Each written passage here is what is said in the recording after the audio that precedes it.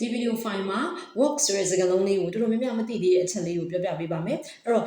WORK work ကို verb အနေနဲ့ဆိုရင်အလုပ်လုပ်တယ်လို့သုံးပါတယ် I work at a hotel ငါ hotel မှာအလုပ်လုပ်တယ်အဲ့တော့ work ကို noun အနေနဲ့ကြတော့အလုပ်ဆိုပြီးတော့မှသုံးပါတယ်အဲ့လိုမျိုး noun အနေနဲ့သုံးတဲ့အခါမှာ work ဆိုတဲ့ noun ဒီရေးတွက်လို့မရတဲ့ uncountable noun ဖြစ်တဲ့အတွက်အများကြီး s ထည့်ပြီးတော့မှအလုပ်တွေလို့သုံးလို့မရပါဘူးဒါဆိုလို့ရှိရင်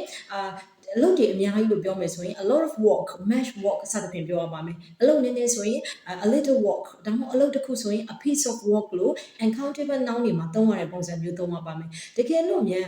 ငါမှအလုပ်တစ်ခုရှိရဲအဲ့လိုပြောမယ်ဆိုလို့ရှိရင်တော့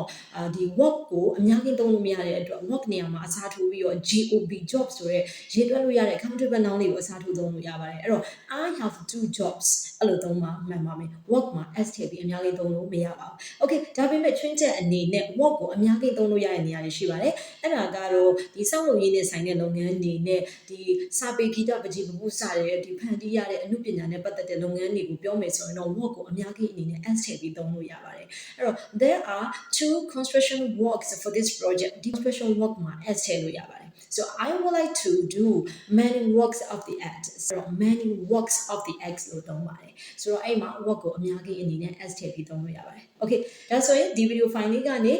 WORK work ဆိုတဲ့စကားလုံးလေးကိုဘယ်လိုအသုံးရမလဲဆိုတဲ့ knowledge တွေကိုရသွားမယ်လို့ထင်ပါတယ်။ကျေးဇူးတင်ပါတယ်